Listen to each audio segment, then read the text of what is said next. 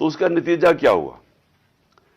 وہ آ گیا، شہباز شریف آ گیا، اور آپ کے سامنے جو ملک کے اب حالات ہیں، آپ ساری قوم کے سامنے ہیں۔ میرا پوائنٹ یہ ہے آج کہ میں ابھی جو اناؤنسمنٹ جو کرنے لگا ہوں، اس سے پہلے میں صرف یہ پوچھنا چاہتا ہوں، کون ہے ذمہ دار اس کا؟ کیا کوئی اس کا جواب دے گا کہ اچھی بلی گورنمنٹ چلتے ہوئے اس کو گرا کے ان چوروں کو اوپر لے آئیں؟ اور میرا اگلا سوال یہ ہے کہ اس کے بعد جو ہمارے اوپر سختیاں کی گئی، جو سوشل میڈیا پہ جو ہماری حمایت کرتا تھا، کیسز کی میرے اوپر بارش ہو گئی، مجھے دہشت گردی کا کیس کروا دیا۔ 25 مئی کو پولیس نے جس طرح ہمارے اوپر ظلم کیا، اور جب ہم پولیس والوں سے پوچھتے تھے وہ کہتے جی ہمیں پیچھے سے آرڈر ہے۔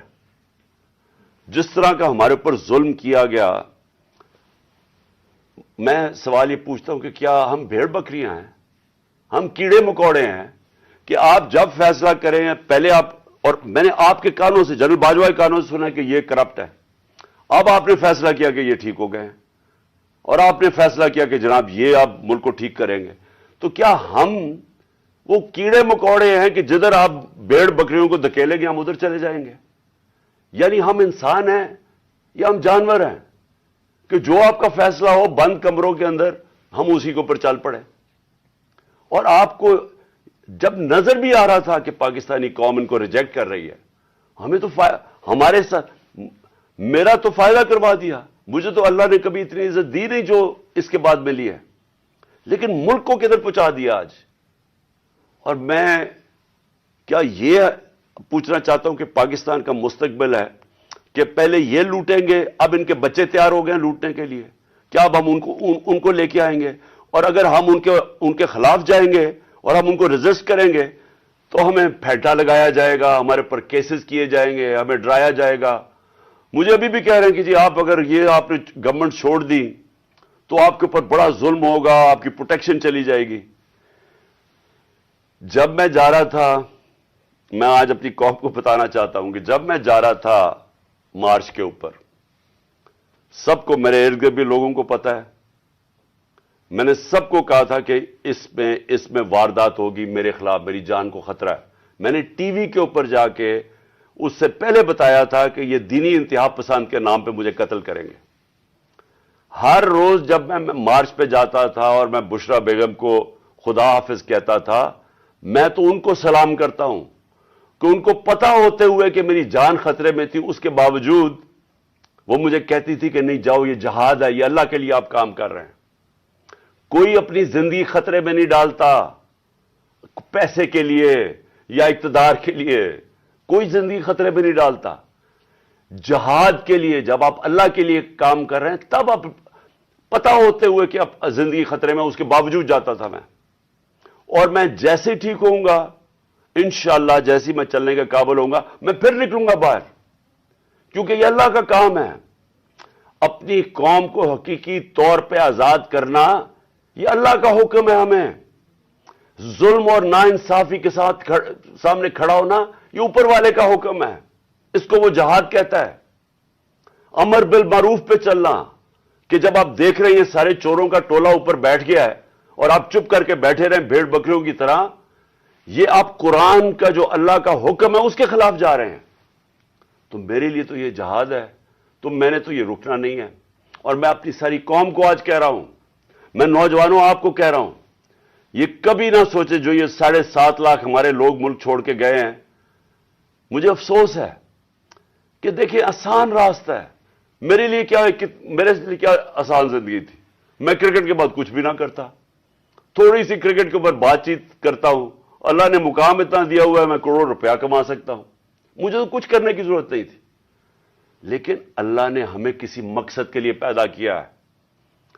جانور آتے ہیں، بچے پیدا کرتے ہیں، کھا پی کے مر جاتے ہیں، تو انسان بھی اگر اس کو اب سمجھ ہی نہ آئے کہ اللہ نے ہمیں کسی مقصد کے لیے پیدا کیا ہے، تو اس میں جانوروں میں کیا فرق رہ جاتا ہے؟ وہ جب قرآن کی آیت ہے کہ جب انسان فرشتے سے بھی اوپر چلا جاتا ہے لیکن گرتا ہے تو جانور سے بھی نیچے چلا جاتا ہے۔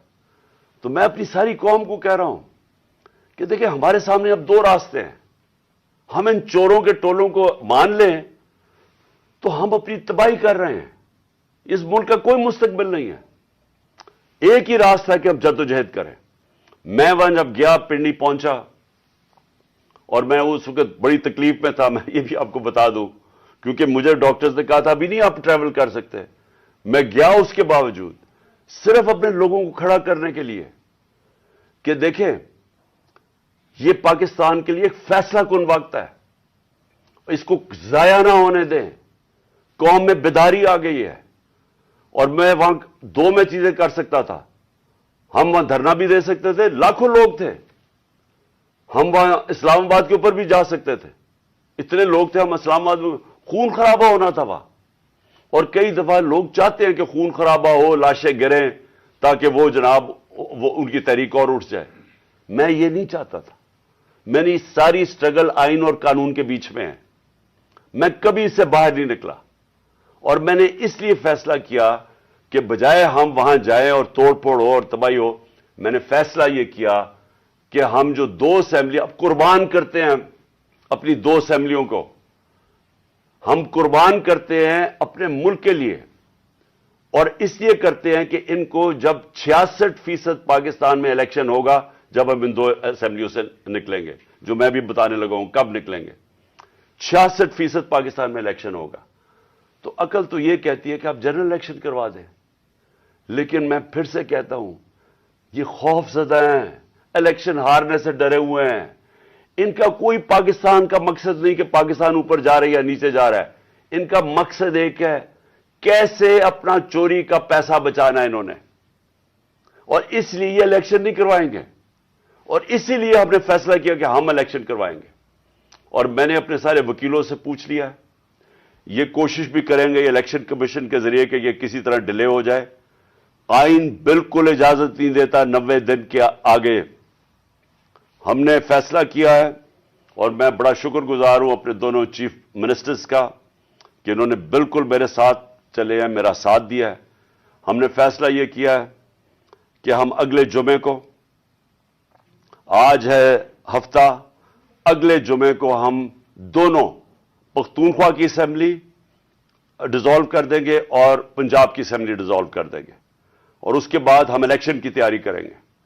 اور اس کے بعد ہماری جو 100 غالباً 23 سیٹیں ہیں اس وقت نیشنل اسمبلی میں, ہم وہاں جا کے نیشنل اسمبلی میں جا کے اسپیکر کے سامنے ہم وہاں کھڑے ہو کے کہیں گے کہ ہمارے ریزگنیشن ایکسیپٹ کرو. یہ ڈرامے نہ کرو کہ چن چن کے 8 جو انہوں نے پہلے ہمارے ساتھ کیا تھا, انہوں نے بجائے ہمارے باقی ریزگنیشن ایکسیپٹ کرنے کے, انہوں نے 8 سیٹیں چنی. یہ جو بڑا کرپٹ یعنی مورلی کرپٹ الیکشن کمیشن ہے, اس نے نواز شریف کے ساتھ بیٹھ کے 8 سیٹیں چنی جو ہماری سب سے کمزور سیٹیں تھیں, جن میں بڑی کم مارجن سے ہم جیتے تھے.